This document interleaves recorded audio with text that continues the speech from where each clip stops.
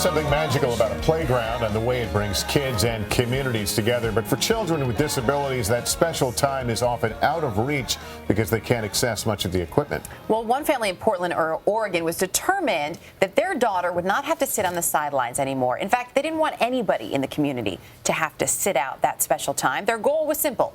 They wanted to create a more inclusive world, one playground at a time.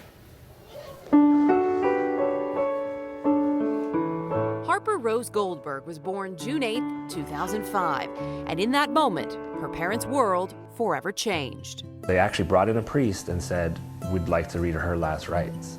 Harper wasn't breathing. She spent her first month in the NICU before doctors determined she'd been born with Emanuel syndrome, a rare genetic abnormality. What was the prognosis? They suggested that we should expect she would never walk nor talk in her lifetime. I even remember in that moment feeling like, how dare they say what we should expect? Like all new parents, each milestone was a reason to celebrate. But as their daughter grew, the Goldbergs began to notice how limiting the world around Harper could be. We would take her to the playground and stick her in those little bucket swings. She was getting big, and I would have to take Harper out of the swing, and I would go and sit her on the curb on a blanket while the other kids would play. The solution?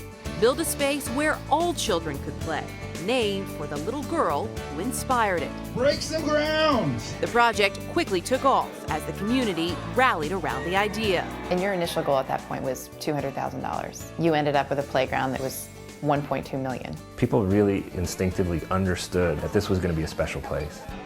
Harper's playground was designed to be different.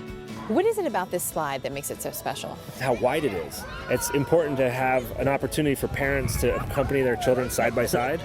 This particular climbing structure, what is it that makes it more accessible?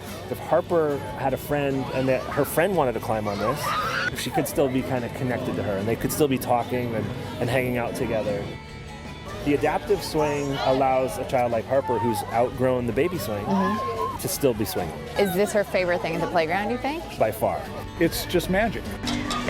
You see kids of all abilities here playing together. It's beautiful, it's safe, it's fun, and it's community. What's your favorite thing to do at this park? Play in the sand. Now, as her parents, what do you like about the playground? I love that she can join in with the kids and she's included.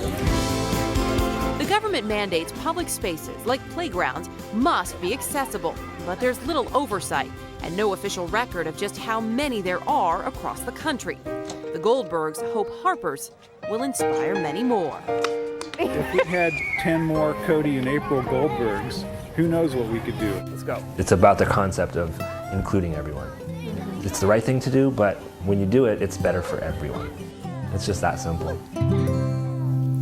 Harper's Playground just celebrated its first anniversary last weekend. It's really become a destination for the community, and the Goldbergs are hoping that they'll be able to continue the effort far beyond Portland. They'd like to add more of these playgrounds to Portland, but also they want to see it stretch. It's a wonderful idea. It was so great to see all the kids playing. They're a pretty powerful couple, too. Yeah. They are determined to make it happen, and I have no doubt they will. Let's hope it catches on. Thank you for sharing that. Thanks, guys.